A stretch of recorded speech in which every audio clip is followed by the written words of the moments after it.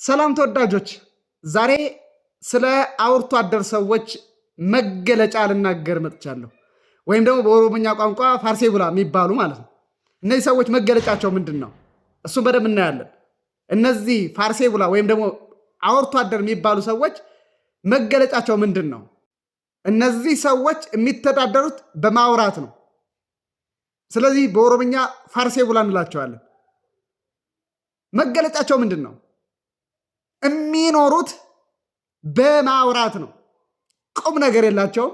ስራ አይወዱም። ገንዘብና ክብር የሚያስገኝ ከሆነ ሃይማኖታቸውን ሁሉ ሊቀይሩ ይችላሉ። ለምሳሌ በዚህ በሶሻል ሚዲያ ላይ በኦርቶዶክሳዊት ቤተክርስቲያን አስተዳደራዊ መዋቅር ላይ ያሉ ሰዎች የሆነ ስህተት ምናምን ጥፋት ምናምን ሲሰሩ ምን ይላሉ?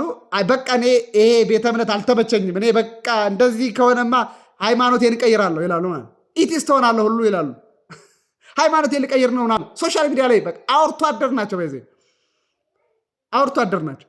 የሆነ ችግር በተፈጠረ ቁጥር ሰዎች በፈጠሩ ስህተት ቤተክርስቲያኒቱን ጠልቶ ወደ ሌላ ቤተ እምነት ለመሄድ አፍ ይከፈታል። ሰነፎች ናቸው። ስራ የማይወዱ ናቸው እነዚህ ሰዎች። ጊፍት ከተሰጣቸው በቃ አለቀ። ጊፍት ከተሰጠ ወደዛ ቤተ እምነት ሽፍት ያደርጋሉ። እነዚህ ፋርሴ ቡላ ይባላል።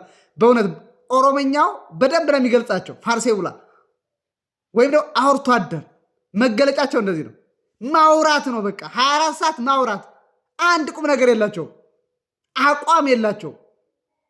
ገንዘብ ካገኙ በቃ አለቀ። ሰውን ይሸጣሉ፣ ሃይማኖት ይቀይራሉ። በእውነት እኛ ኦርቶዶክስ ያነናል። ውለታ ያደረገልንን ሰው በፍጹም አንረሳው፣ ማንዘነጋው። ለምሳሌ በህይወታችን የመጀመሪያውን ውለታ የዋለልን ጌታችን መድኃኒታችን ኢየሱስ ክርስቶስ ነው። በቀራንዮ በመስቀል ላይ ስጋውን ቆርሶ ደሙን አፍስሶ ብሉ ጠጡ ያለን ክርስቶስ ነው። ስለዚህ የሱን ውለታ እንረሳ። ከዛ በመቀጠል ደግሞ ቅዱሳን ናቸው። ቅዱሳን ለእኛ ውለታ ውለውልናል።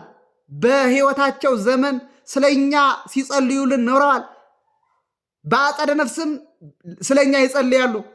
የእነሱን ውለታ እንረሳ። ከዛ ደግሞ እንደ አቅማችን ጓደኞቻችን፣ ባልንጀሮቻችን ውለታ ይውሉልናል። ገንዘብ በመስጠት በጸሎት በማሰብ ምናምን ወዘተ በመሳሰለ ነገር የእነሱን ውለታ በፍጹም አንረሳም።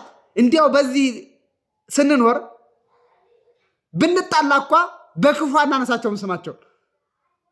እነዚህ ፋርሴ ቡላ ወይም ደግሞ አውርቶ አደሮች ግን የነዚህንን ሁሉ ውለታ ዘንግተው የሆነ ነገር ኩሽ ባለ ቁጥር ሃይማኖቴን እቀይራለሁ፣ እንዲህ ያደርጋለሁ ወጦ ሶሻል ሚዲያ ላይ መቀደድ ማለት ነው። እንደነዚህ አይነት ሰዎች ፋርሴ ቡላ በእውነት ኦሮመኛው በደንብ አድርጎ ይገልጻቸዋል። እንደተናገርኩት ቁም ነገር የላቸውም። ገንዘብ ካገኙ ማንኛውም ነገር ይቀይራሉ ማለት። እንደነዚህ አይነት ሰዎች እናንተ የምታውቋቸው ሰዎች ካሉ ኮሜንት መጻፊያው ላይ አስቀምጡልኝ። ሰላም።